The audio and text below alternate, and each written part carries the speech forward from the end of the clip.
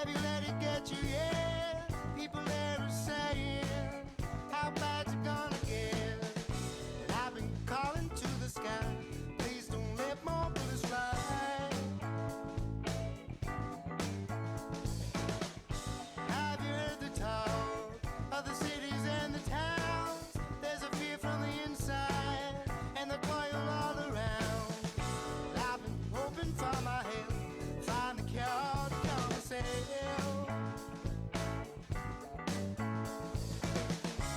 In these times of struggle, you can hear the children cry. Hello, my fellow. Hi there, and welcome to Critical Mass TV. This is the show that truly believes gray matter does matter. So how about some mixed mental arts for intellectual self-defense? The most user-friendly definition of critical mass is the fewest number of people it takes to change the world. Obviously, the people rich enough to own the society are partying their asses off. Very few in number, they have pulled off a takeover that is shocking in size and scope. This is the critical mess. We need to kick some ass with critical mass. We have such interesting, informed guests tonight that Eye on the Greed Cult with yours truly has to be shortened a bit. The powers that be at Critical Mass TV, who is my wife, have allocated me 10 minutes tonight, so I'm going to get busy. I know that many of you will be deeply disappointed about that, but to make up for it, Art Break with Kathy Hartley and Voices VT will be especially good. The multitudinous opinions expressed by me are mine alone and not necessarily those of the guests or the station, even though they should be. So without further ado, let's open the eye. Tonight's editorial I have titled AYFKM ? Or are you freaking kidding me? A slightly rambling look at the greatest threat to our national security, being sold out from within by the corporate puppet show that is modern American politics. Critical mass is now occurring. All at the top, as usual. A few people are changing the world for their own benefit instead of the benefit of us all. We are living through the largest redistribution of wealth in history by a factor of hundreds of times, and it is all from the bottom to the top. Every bubble burst, every crash and burn has a clear winner. The rich have never been richer, and corporate profits have never been higher. Ross Perot heard a giant sucking sound. He was right. He just had trouble with the direction it was coming from. The current government breakdown is proof once again that the bipolar, dysfunctional system that has evolved is the primary threat to the national security of working people. Every crisis leads to the erosion of rights. Every crash leads to fewer jobs and consolidation of ruling class power. Every day, drowning in right-wing neoliberal propaganda distracts, disorients, and divides working people and the middle class, further reducing the chance for positive change within this system of elephants and assholes. You must remember that this is an engineered, perpetual train wreck. None of this insanity is unscripted. The greed cult and the corporatists are intentionally trying to crash the federal system so it can be reconstructed without any semblance of the New Deal or Johnson's Great Society remaining. We shouldn't be intimidated. We should fight back in a meaningful way by organizing effective resistance. The answers are there. You want to fix Obamacare? Get the greed out. Why is it okay to profit from people's suffering? Only in the most heartless fairy tale would this even happen. Replace the multitudinous layers of profiteering middlemen and create a nonprofit single-payer insurance company that we all own. Wow, rocket science is easy. Confrontation. Remember, politics is the never-ending struggle for power. To accomplish anything, we need to come together, at least over the basic core issues.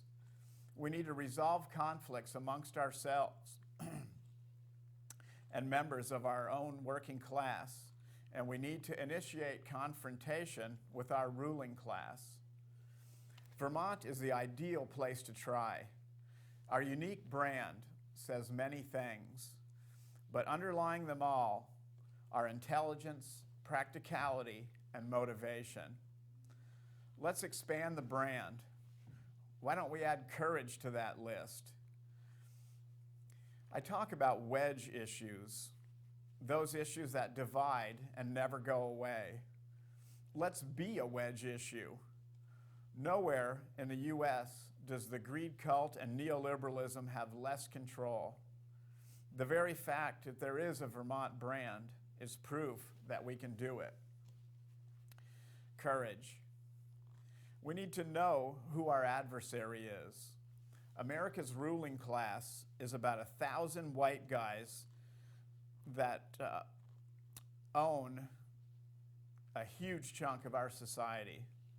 They also own the political system. They have been powerful enough to eliminate taxes on their corporations and shove their personal fortunes through loopholes that lead to the Cayman Island banks. They have succeeded in moving tens of thousands of factories to Mexico, China, and elsewhere for slave labor and no oversight. They have triumphed in shifting the entire tax burden onto the backs of unorganized working people, but their two greatest successes are the working class's two greatest challenges. The construction of the corporate nanny state that then uses its unprecedented power to divide and conquer, then dominate and control. And number two, to engineer the hate and mistrust of our own governments so effectively that we don't even resist when they crash the entire system. This is the lens that one must see through. The train wreck is intentional. It is never ending. And when the federal system finally breaks, guess who gets to rebuild it? In the reconstruction, there will be no Social Security, no Medicaid, no Medicare, no unemployment insurance, no Pell Grants, no Environmental Protection Agency or Department of Education. We will live in an Orwellian red, white, and blue nightmare. The fox is guarding the hen house. The hens are at each other's throats. Okay, here is AYFKM number 2, or are you freaking kidding me the second time around? It's something I call a corporate fluster cluck. JP Morgan has offered $3 billion to settle criminal and civil investigations by federal and state prosecutors, okay, JP Morgan, the Wall Street Bank, into its mortgage-based securities activities. The prosecutors are investigating them. Rejected by the Justice Department as too low, the $3 billion settlement, for the number of cases involved. The discussions have widened to include other investigations of JP Morgan. The largest U.S. bank by assets has 7 ongoing Justice Department probes. Talks are fluid, and a settlement is far from certain. There could be disagreements over what sort of admissions, if any, the banks would make. In other words, they get to negotiate their own guilt. JP Morgan's net profit from the last quarter was $6.5 billion, so in the last 3 months. So their offer is 1/2 of the profit from the last 3 months. Morgan executives want to move past the legal issues and avoid admitting that they misled investors about the quality of mortgages behind the securities. Here's a few highlights from these investigations. And this is the, are you freaking kidding me stuff.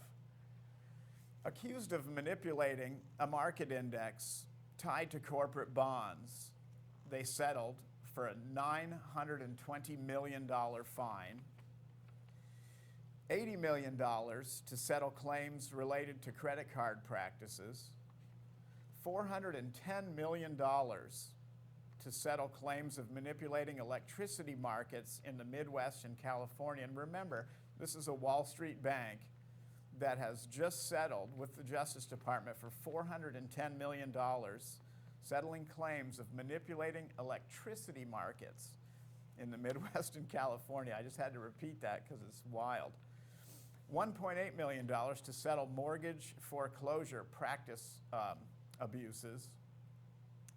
$296.9 million to settle previous claims concerning mortgage-based securities, and $228 million to settle allegations that the bank manipulated the bidding process for municipal securities. Obviously, business as usual means something else to J.P. Morgan than it would to most of us. Is this the kind of institution you want to own us? It's up to us to decide. No one is going to come to our rescue. And now enough of my stand-up tragedy where I'm actually sitting down. Here's Kathy with Art Break in just a few moments, and then I will be back for Voices Vermont. So thank you.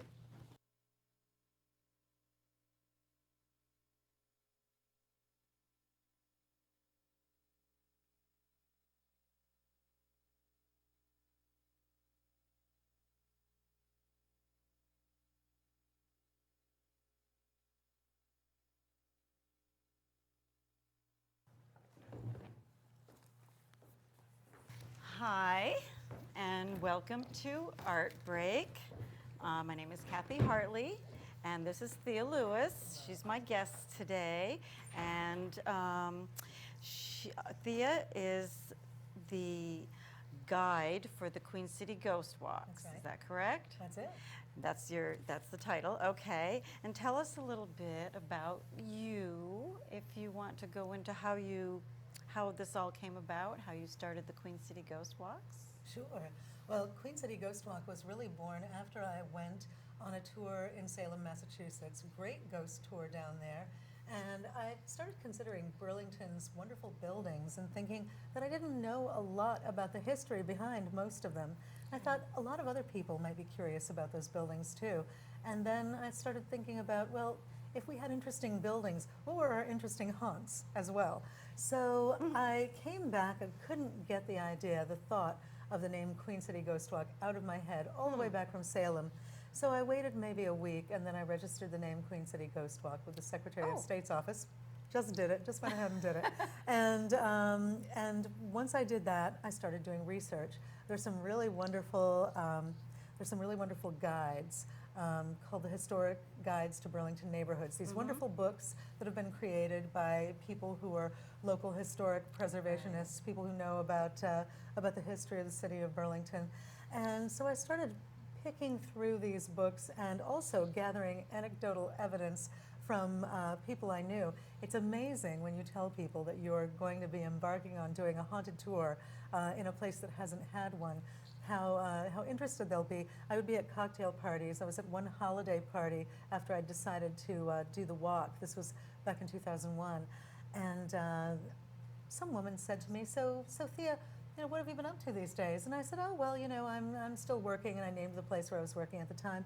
I said, but I'm planning some haunted tours. I'm going to do a guided tour next year around Halloween. Well, her husband practically pushed her out of the way and leaned over and said, well, the Follett House is haunted. Right, so it's one of those, well, this place or that place is haunted. Someday, right. So I would take that information, file it away a little bit, and include in my research these new places.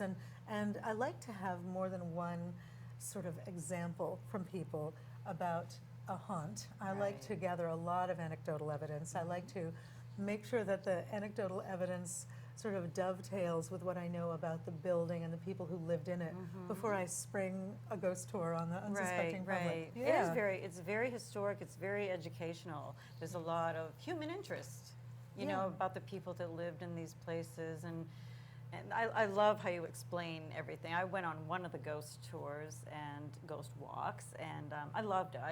I would highly recommend them because you do learn a lot about Burlington and the local people. And yes, so you have 4 ghost walks. Well, during the Halloween season, we do several walks. We just finished up our Ghosts of UVM walk, and that was happening in September. But we've gotten so many people who have gotten in touch with us on our website asking, saying, "Oh, I missed the UVM tour. I don't know what to do about it." We may need to do a pop-up tour before the Halloween season is over. So we started off back in 2002 with just the Darkness Falls tour, our tour of Burlington's downtown. But then slowly we began to think, well, there are other places in town that we haven't gotten to. We did a Ghosts of UVM tour first after the Darkness Falls, and then added a Wicked Waterfront tour, which starts at the fountain at Battery Park and takes us around the waterfront to talk about some. Well, you know, it's a lot of fun, and we talk about when my book Ghosts and Legends of Lake Champlain came out last year. That was when we first started testing out a waterfront tour. And Ghosts and Legends of Lake Champlain is such a mixed bag of stories, a lot of them included in the waterfront tour.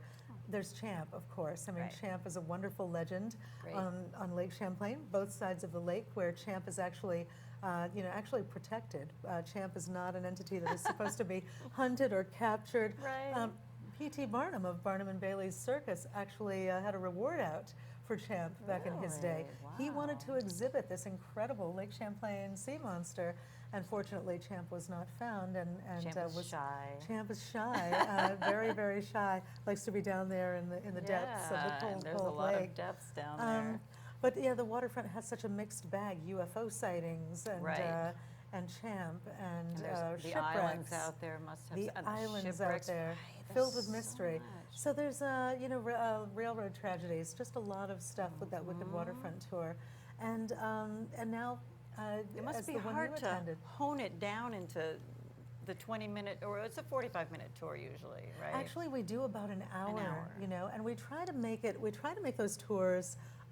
We don't want to make them go fast, but we want to fill the tours with lots of interesting information about the city of Burlington, a little bit of local color. For instance, a lot of people aren't aware that there are some places in Burlington where there are these interesting little tunnels.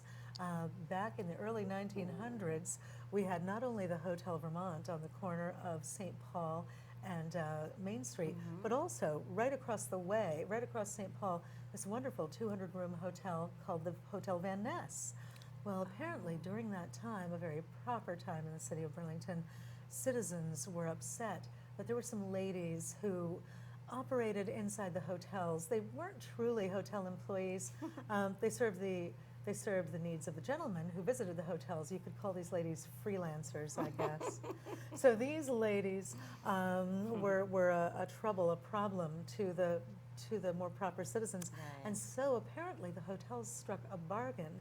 They created a tunnel underneath St. Paul Street so that these ladies could pass back and forth and ply their trade, and no one need be the wiser. No kidding. No one need be the wiser.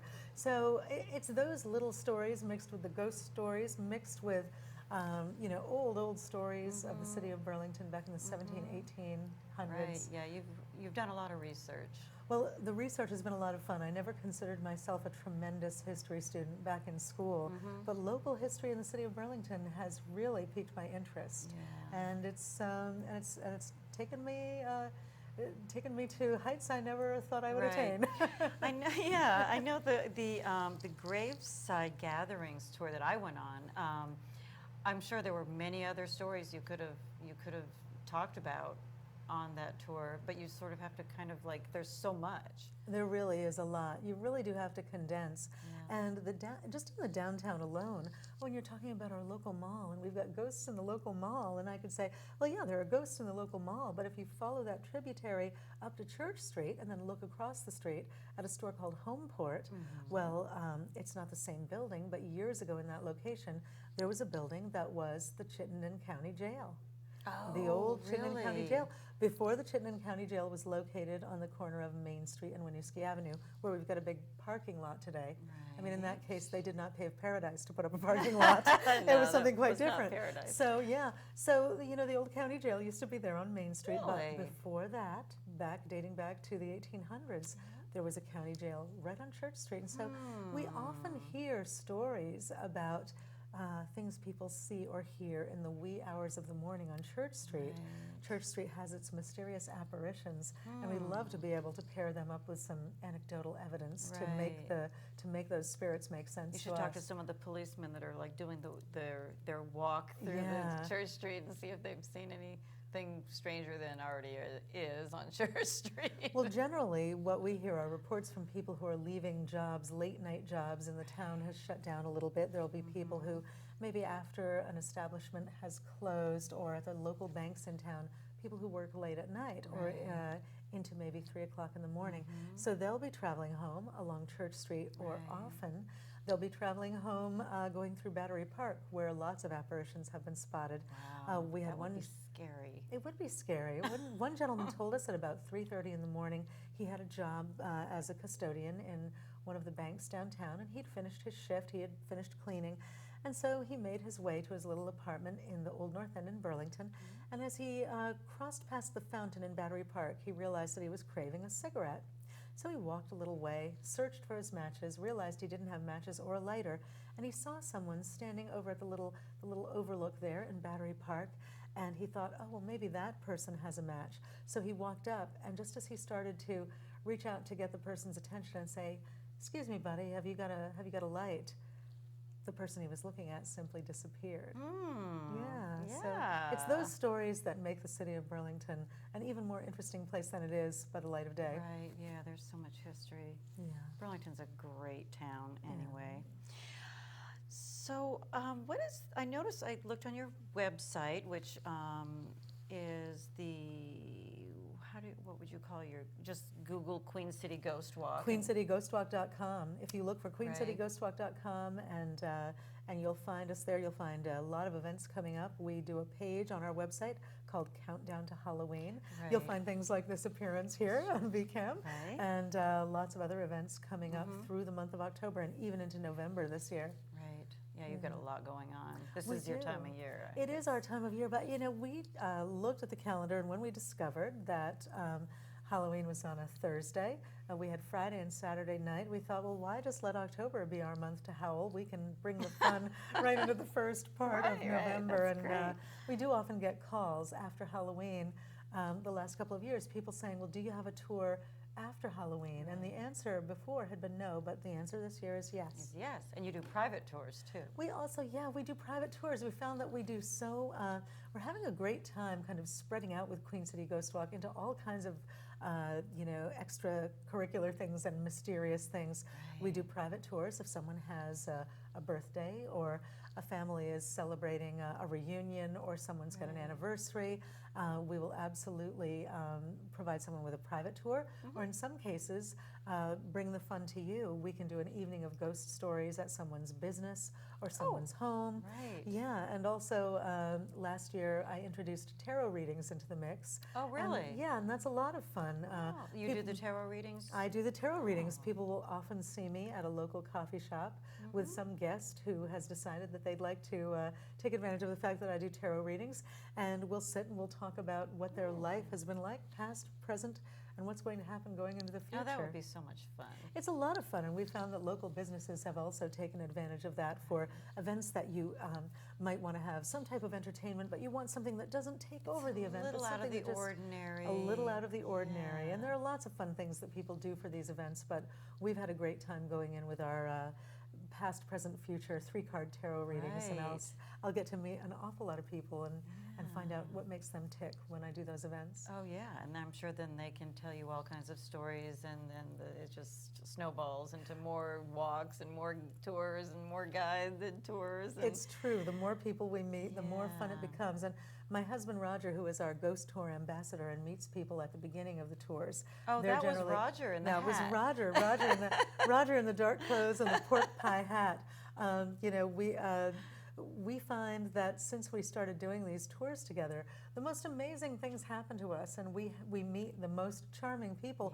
We had a couple come up after a tour. Often people will stay after a tour and ask me questions, little bits of information if you've got especially toward the Halloween season. For instance, tonight I came straight to you from a Lakeview Cemetery tour, and we had about 43 people on the tour. I think That's a it lot. was. It was a lot of people in the cemetery tonight. And sometimes when you've got a big group like that, you're getting the information, but there's something that you want to ask a little bit more about, and we can do that. But we met a couple, came to the tour, and they said, oh, this is wonderful, we had such a great time. And we said, well, where are you from? And they said, well, we have a haunted B&B in New Hampshire, Oh. apparently just over the border. And they catch a signal of a local TV station that they saw one of our television commercials a few years back. And so I said, we didn't know this. We said, oh, well, so are you vacationing for the weekend? They said, no, we just came up for you. Oh, nice. We met this really great couple, had a wonderful conversation with them. Wow, yeah. It's just a learn lot more. of fun, the people we meet, and people like Are you going to go to the B&B and check out the haunt? We would love to. You know what we find, though, when a lot of people are having their special Halloween events, we would always love to go, but we're so busy during the Halloween season, even going back as far as, say, July and August, people start coming in from out of town, that we often miss a lot of really wonderful events that other people are putting on. Right, yeah. Yeah. Well, that's just part of the business, It's I'm part sure. of the business, yeah. So you have the Darkness Falls tour, the Wicked Waterfront tour, the Graveside Gatherings, and then the Ghosts of UVM. Right. Are there a lot of ghosts at UVM? There are so many ghosts at UVM, 22 presumed ghosts at UVM. We deal with some of them. We always visit Converse Hall because Converse Hall is the home of probably one of the most famous ghosts at UVM, a young medical student named Henry who very tragically took his own life after taking an exam that he thought he failed, but alas, Henry did not fail his exam. He aced his exam. I have people who come on the tour and find out about Henry and his fate, who suggest that he's been hanging around Converse Hall so long that maybe the university should plan to give him an honorary degree sometime soon. Right. I think that would be a nice They thing should for change the Henry. name of Converse Hall. Yeah, they could. Well, that's funny, the honorary degree. I love Yes. that. And you also might be doing a haunted pub tour, or have you done? Yes. Yeah. We did That a sounds haunted like fun. we did a haunted pub tour this past March, and we had such a great time. We did 2 nights. We visited a lot of the establishments in town that are known to have wonderful, wonderful ghosts. Really? And Can you capped give us off, the name of one? Well, yeah, absolutely. We cap our evening on the second night of the tour at the Vermont Pub and Brewery. And the Oh, Vermont Pub and really? Brewery is a fantastic place for ghosts and also a really terrific place for beer. Yes, it is. Greg Noonan, who was previously the owner of Vermont Pub and I remember Brewery, Greg.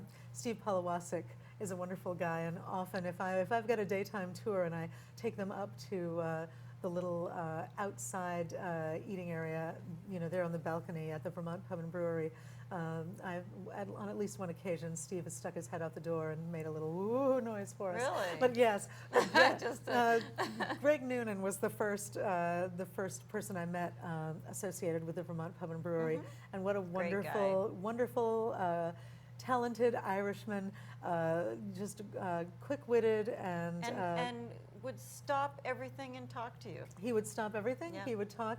And one of the things I loved, a career I had before I became Vermont's Ghost Guide, was I worked in television. And he was a client that I had a lovely time coaching through a voiceover because there was no coaching at all. Anyone who will remember Greg Noonan remembers that he had this fantastic, resonant, just a beautiful Yes. voice. And I remember listening through the headset as he read the voiceover for the commercial that he was doing, and I said, man, this guy would have had a great career in radio because what a Yes. wonderful He voice. could have done many things. Yeah, sadly Greg passed away, but still he made his mark. This is just one of the first notable brew pubs and people, Microbreweries, microbreweries. yeah. I've got to tell you, and he wrote the book Brewing Lager Beer, which is a Bible It for people who is. want to brew at home or Right, start their own yep. brew company. Yeah. Yeah, Yeah, he Wonderful did. He guy. made a huge mark in the world he did. for people to follow. He and, did. He yeah. was a kind, a funny, kind soul, and the world is a lesser place without him, but still we have our memories of him, We and have that's our fantastic. great memories of him. Yeah, Yeah. absolutely. I noticed on your webpage that it said something about. Well, it gives you the moon phases. Yeah. Did you? We love, I love the idea, I think that the moon has such a hand in our emotions. I mean, our bodies are mostly made up of water, so if the physical and moons can affect the emotional. tides, then why can't the moons affect us? So one of the things that I wanted to do was always know and not have to Google and not have to look anywhere else what the phase of the moon was. And so we've got the moon phases just for you on QueenCityGhostWalk.com. Right, so you just look at your own Yeah. website and you Yeah, see we that. like to, I thought that was a great idea. Oh, well, thanks. Part of Yes. the fun, if people go to our Facebook page, we love to have fun. We love to add little tidbits of information. We'll let you Oh. know when Stephen King's having a birthday, or any other kind of interesting, shows that we like, movies that are especially Oh, the Facebook page spooky. is great. You post pictures of buildings, old Yeah. buildings, current buildings. What do you remember about? So you have this interaction, Yeah. which is wonderful. Well, I've got to tell you, one of the most popular pictures that we have ever posted was a building that is plenty of historic interest. It's Captain White's place on King Street. But it was also a very famous building that people used to go and drink. It was called the Chicken Bone Cafe. Oh yes, The familiar Chicken with Bone. it. And so I posted the only picture I could find, this tiny little photo of the Chicken Bone Cafe with that chicken on top. And I can't even tell you how many people liked that photo. Right. And people liked It was so a much. crowded place. We had to, yes, it was. We had to post that photo twice because we posted it some time ago, last year, and people told their friends. But then somebody said, it's been a while since you've posted that chicken bone photo, and we noticed you've got a lot more fans on Facebook now, and a lot of our friends can't find it back in your photo archives. Can you post it again? So we said, okay, Oh, and we that's did not too funny. long ago. So there's Yeah. ghosts there? Well, that building is notable not for its ghosts, but for the fact that not only was it owned by two captains, the White brothers, Really? but it was also owned by Captain Gideon King at one point in time. And it's a building with one of those funny basements where you go into the basement and you might think that's all there is, but past a partition, there's more basement. And back in the days of the Whites and of Gideon King, well, back in the early 1800s, there was a trade embargo going Yes. on, and we weren't supposed to be bringing potash, which was Really? needed to make glass or soap. We weren't supposed to Right. be bringing teas or textiles to Canada, and likewise, we were not supposed to be bringing goods from Canada. Right. But Gideon King didn't care. He actually told a customs agent, "I allow no man to tell me how to run my business. Why should the President of the United States be any different?" So Gideon King was quite the smuggler back in his day in the city of That's Burlington. hysterical. Yeah. Wow, Yeah. that is interesting. I just love Burlington's history and the waterfront history. Where there must where be so where much of the the trade went on first in the city of Absolutely. Burlington during the War of 1812. There was a movement with more businesses up Pearl Street, but then of course eventually Church Street became the place where people were doing their business. I can see how your business would tie in with the Maritime Museum down in Vergennes, or I guess that's called Vergennes or Ferrisburg, because they know so much about shipwrecks and everything Yeah. under the water. They've mapped out the entire lake, Yes. and they must know so much about like I'm trying to think. Art Cohn, who used Yes. to run the Maritime Museum, I've watched him speak, and he has so much information, and I can just see how your business would tie into that a little bit with all the captains that have. Oh, sure. And we come do and mention gone we do and- mention them, and certainly when it comes to waterfront history, Yeah. we've got nothing on them. They know so much, and art knows so much. Right. But we do mention them. We talk about on our Wicked Waterfront tour the steamer Phoenix that went down near Colchester Shoal, and also we love to talk about the Echo Center down there on the waterfront. We talk about Champ, and we always mention that Sandra Manzi, who took that very first very clear photo of Champ that was so famous for such a long Right. time, she has taken that copyright for that photo and transferred it to the Echo Museum. So now whenever that photo is used legally, and there are lots of times that people have used it illegally, it's actually so proliferate that I decided in Ghosts and Legends of Lake Champlain, the book that came out last year, that I would use a drawing of the creature that was right. imagined to be a relative of Champ, just because the other picture I felt like, wow, so many people have seen this photo. Right, it's a But great photo. you know, it's just wonderful, the waterfront and what people know. We'd love to tie in somehow with the Yeah. Maritime That would be Museum, because neat. we think that they're doing great work certainly in educating people it's about a the great, lake It's a great and the museum. lake's history. So you maybe we'll do a Ghosts of Christmas Past event? Yes, one of the what- things we'd love to do in downtown Burlington in the Church Street area is acquaint people with some of the holiday traditions that happened in the city of Burlington down around the turn of the 20th century or in the late 1800s. And there are lots of great buildings downtown where something like that, you know, people might not even think when they walk by Lunig's. Now, Lunig's is wonderful. Lunig's is one of the sponsors for another event we have coming up. We're going to be presenting Rocky Horror Picture Show Yes, yes. at the Flynn Space. But you know, a lot of people don't realize that Lunig's building has a very, part of it has a much more modern facade, but the Lunig's building actually dates back to the 1830s. Really? Imagine that. So if you start looking at some of the older buildings in the city of Burlington and thinking about They're how people lived in them back long ago. For instance, Fire Station 1 used to be the place that would have parties for young children around the holidays. They'd invite children from the town in, and they'd be given gifts. And there's great ghost stories surrounding that fire station and lots of our other fire stations here in the Right, there city of must be, Burlington. right, So a holiday traditions / ghost tour, a Ghosts of Christmas Past thing, I think would be It only something makes that sense. it only makes sense. Yeah, it would be so much fun to do as well. Oh yeah, I definitely Yeah. will check that out. You also have something coming up at Essex Cinemas. What Essex is that? Cinemas. I've been invited to come to Essex Cinemas with my books, and your people can books. come and take a look at my books, Wonderful. and we'll have them there for sale. Let's talk Um, about these. Okay. So what is this one here? So this one you're holding is Haunted Burlington, and this was my book with the History Press that came out in 2009. And it was kind of funny. The History Press is a wonderful company out of Charleston, South Carolina. They used to be out of South Carolina and also Salem, Massachusetts, but they've moved all their offices to South Carolina. And they specialize in lots of different types of books, and one of them is their Haunted series. So they got in touch with me in early 2009, and they were wondering, because they did not have a Haunted Burlington in their series, if I would like to Really? write a Haunted Burlington. They got in touch with you. They got in touch with me. It was funny. That's great. My managing editor, who at the time, his name was Lance, and he was looking for a Haunted Burlington book. It was a lot of fun to put together, historical photos in there, but also some books that were taken by my husband Roger, who is quite a good photographer. Oh, neat. And you know, I had a gentleman who I met at one of my signings or one of my readings, who is a wonderful writer, say that he loves writing, but he said, you know, how do you ever discipline yourself enough to get a book out? And I said, deadlines will do that for you in a real big hurry. Right. So my book was due June 1st with the History Press. They got in touch with me in January of 2009. People do a lot of work under pressure. People do a lot of work under pressure. So that was the first book. And then in 2011 was this book, which is a book for children, work of fiction called There's a Witch in My Sock Drawer.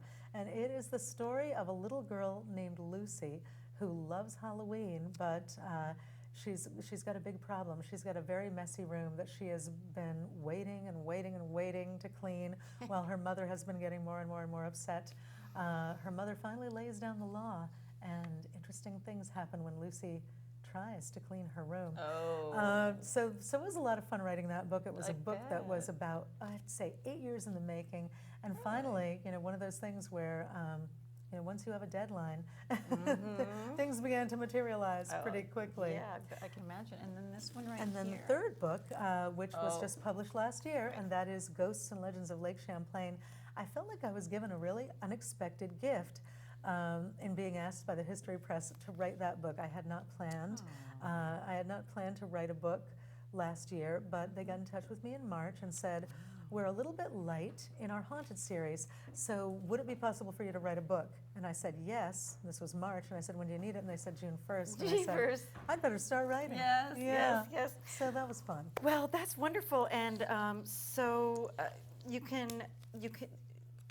Thea has a Facebook page, Twitter, and Instagram, all Queen City Ghost Walk, I guess Right, is what Queen it City would be. Ghost Walk. Look that up. And actually, the Instagram is Vermont Ghost Guide. so you can Okay, find it that okay. way. And midnight, November 1st, is the Rocky Horror Picture Show. I guess you're sponsoring that? or- Actually, it's sponsored by a couple of different people, Salon Cruz, Lunigs, and also Four Quarters Brewing, a new brewing company opening up in Winooski. Very neat. Yeah, midnight Okay. show, audience participation, lots of great prizes. Well, I'm costume going to have to have contests. you back because All there's a right. lot to talk A about. lot to talk It was about. really, really fun Wonderful doing this to with you. talk with you today, Kathy. Yes. Thank you so much. My name is Kathy Hartley, and this has been Art Break, and you can reach me at artbreakvermont@gmail.com. Please get in touch with me if you are an artist, a photographer, a writer, any creative sort, chef, whatever, and get in touch with me, and I would love to promote your business or your craft. So thank you very much,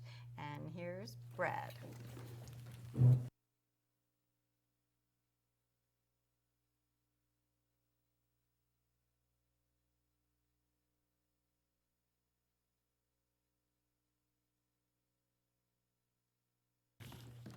Hello, I hope you enjoyed that segment. That was very interesting. I'd love to take a ghost walk, maybe after this show. So we're back. This is Critical Mass TV, and I have as my guest Kyle Silliman Smith, and she is the program director at the Peace and Justice Center of Vermont. Welcome. Thank you so much. Thanks for having me. Oh, you bet. I was excited that you would come on the show. So we were talking here before the show, and I'm not sure how familiar our audience would be with what the Peace and Justice Center of Vermont actually does. And you mentioned the two largest programs lately that you've been working on are your Cost of War series and then your Peace Education program. So let's just start with the Cost of War series. Can you tell us about that a bit? Sure, yeah. So the Peace and Justice Center has been working on anti-war work and pro-peace work since we started in 1979. And the Cost of War series, just in how it looks now, just started 2 years ago. And it was actually upon the completion of the Iraq War, because it was sort of like, oh, the war is over. But the reality, as we know, is that the war isn't over when the combat stops Right. in the country. Not even close. And so we decided to have this series, and what it is every month we have a speaker or film that addresses a different aspect of the cost of war.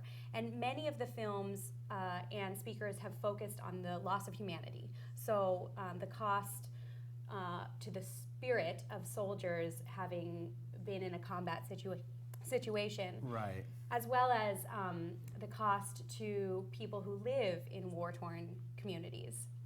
But we've also had Joe Comerford from the National Priorities Project to speak about the actual dollars and cents of the cost of war. Right. We've had environmental talks as part of the Cost of War series. We've addressed a lot of different sort of costs of war, but I would say the main focus is the cost to our humanity. Right, because the cost in tax dollars, say, when they have a Pentagon budget or something, is just a tiny, tiny fraction and really doesn't humanize what war does to populations and people. And it's usually about exterminating people for political power. So there's a lot of costs inherent in that to people. Mm-hmm.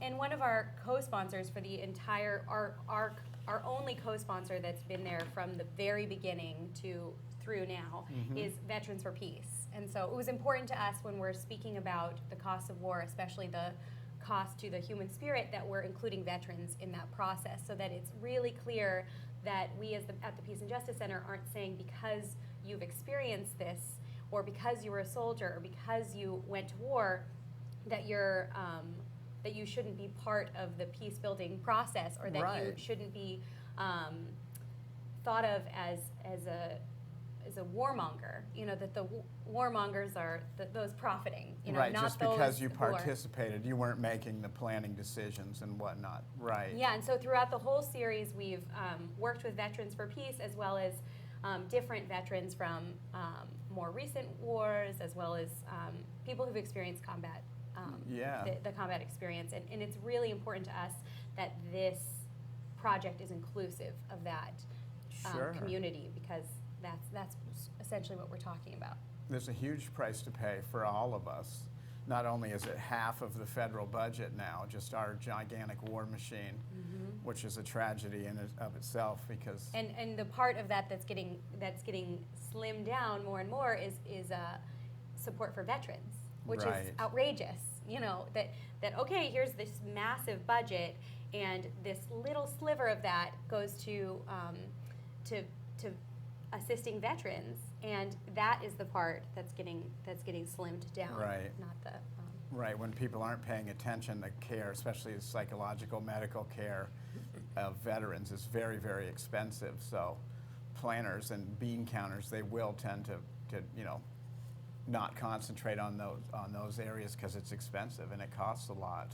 well, and because So- the priorities is in making new weapons and massive weapons. Hello, welcome to Critical Mass TV. Hi, I was seeing if you can give donations anywhere. No, it's totally non-commercial, and we don't do donations. So you certainly can go to the Peace and Justice Center of Vermont and and look what they have to offer in their fair trade retail store on the waterfront. Okay, I was thinking about joining a new religion, and I didn't know if you have any advice for me. Well, I would say that the new religion we should be joining is one based in peace, and I think that's very honorable, sir, and I really appreciate the call. Thanks a lot. So thank you very much. That was awesome. That was our first call, actually. Woo! I know. I knew there would be a breakthrough. Thank you, sir.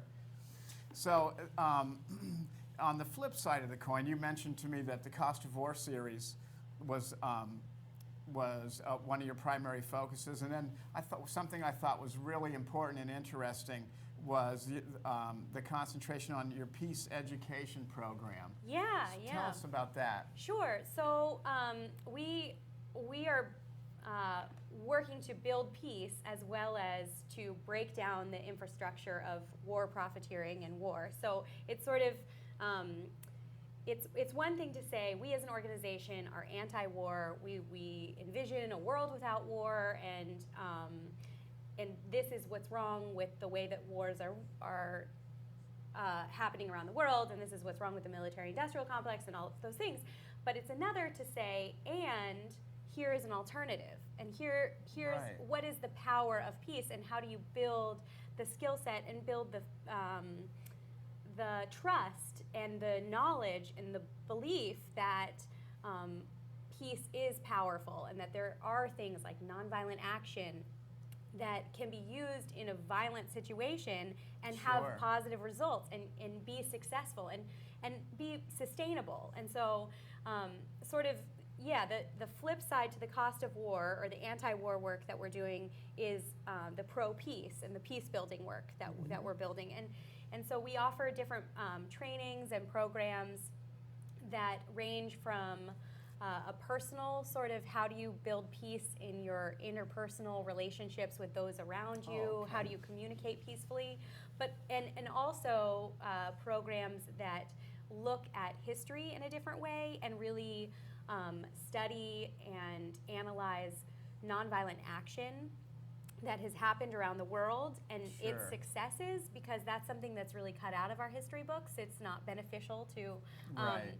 to war profiteers for people to know that they have so much power Right. by Oh, no. uniting It's very true. and by acting nonviolently. And then we're also looking into doing nonviolent action trainings, and so that is something that's part of our peace education program, which is is very common in the activist community, but I think is really important for people to practice and understand how it works. And sort of what is solidarity? What does that mean? And what are the goals of the group? And how do you respond to a violent situation non-violently and still maintain your the integrity of your group. And yes, and this is something that has been done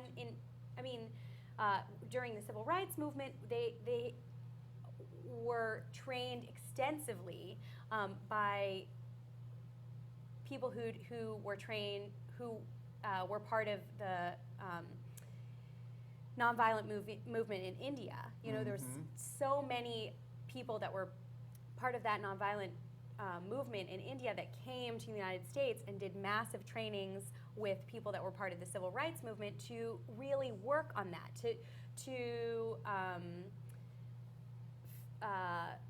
to build your ability as a person to not have that fight or flight response in the moment, to be able to really be powerful in maintaining nonviolent action and really be aware of what's happening around you. I mean, very simple things in nonviolent action trainings that you can do, or if someone is receiving a much harder blow than anyone else, that everyone goes and you share the burden of that of that blow. And really, there's a lot too that there's a lot of evidence, there's a lot of proof if you look into it, if you study history in a different way, that shows how powerful nonviolence is, because if you're a human approaching another human on that level, it's going to be very difficult for someone to cause violence when they're not met with a threat. Exactly. That we're violence made cycles upwards, and it ratchets upward from an initial act, and if you don't participate,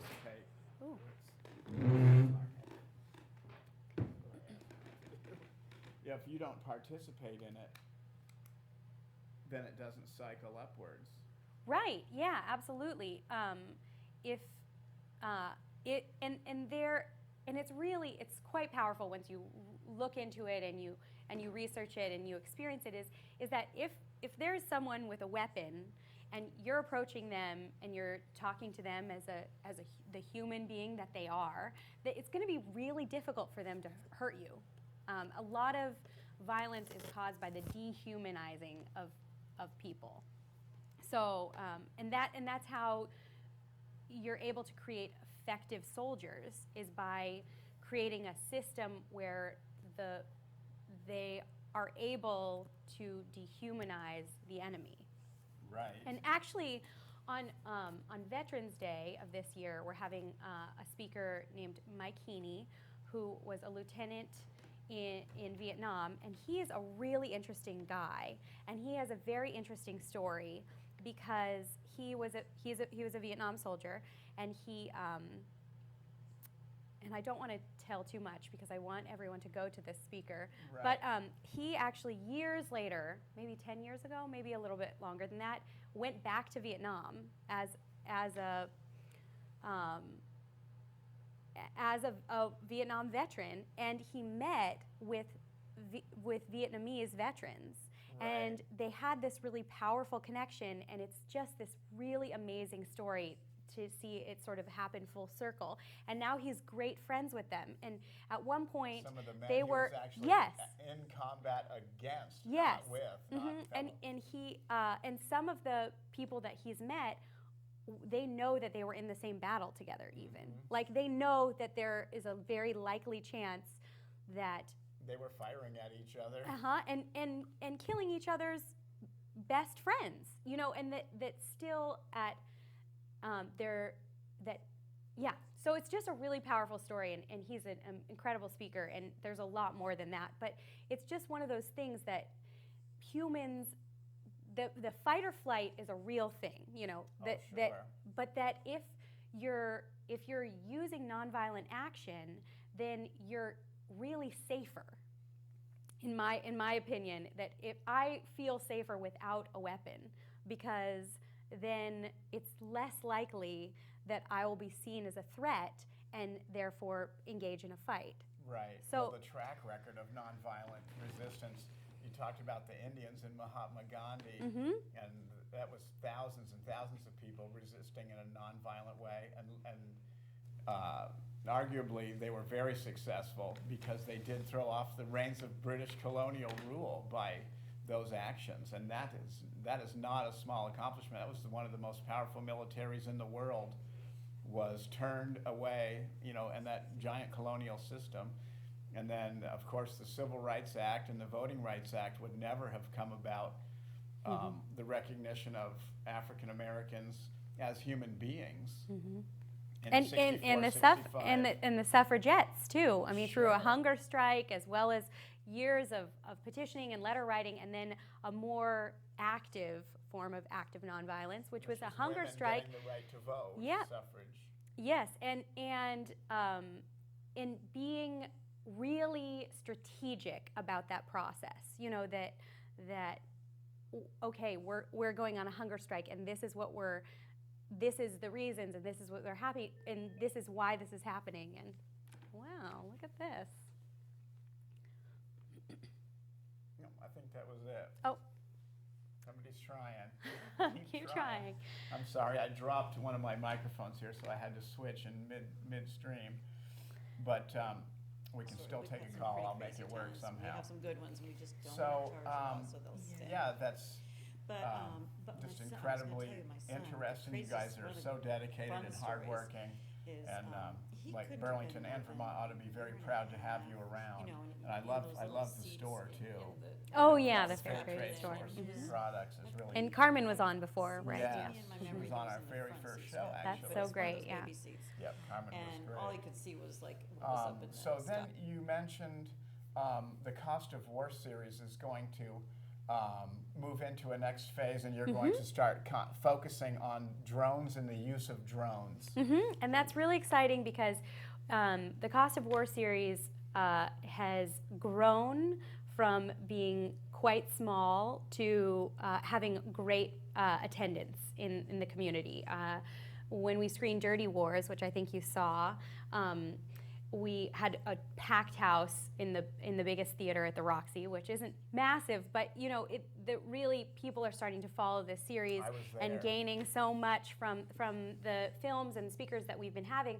And at the same time, we wanted to sort of bring it in and focus on something that isn't being talked about a lot, and that there could be a lot of benefit through education around. And so that's drones. And we also have decided to do fewer events, but larger, and happen throughout the state, so that we can really make sure that people in all parts of Vermont are utilizing the information that the Peace and Justice Center and our membership is bringing. There are other sections of Vermont besides Burlington. That's true, and That's great we that have you're done doing other that. programs Yeah. outside of Burlington, but these are the sort of ideas that they're larger, and that we're Yeah. really cultivating leaders and activists all around the state through education. And drones are an unbelievable change. I mean, everything's kind of stealthy and incremental changes, which keeps people from focusing. But I was reading very recently that the primary research focus and most of the research dollars in the Pentagon, as far as just pure R&D, are going into autonomous robots, and not just flying like Predator drones and the aerial surveillance drones. There's a bunch of different families of them, but they're just the first step, and they're literally developing battlefield robots, literally trying to eliminate the human content of an offensive war machine. So you'd have autonomous tanks and robots, infantry. It's almost like a Terminator world, but they're really, really heading for that with billions of dollars pouring in. Well, and that's so much easier. It's so much easier to be sitting on a desk and be hitting a button. We have to sign off now. Oh, okay. Thanks, Kyle. Thanks for being with us. Come and visit the Peace and Justice Center in Burlington. Thank you. Have a In these times of struggle,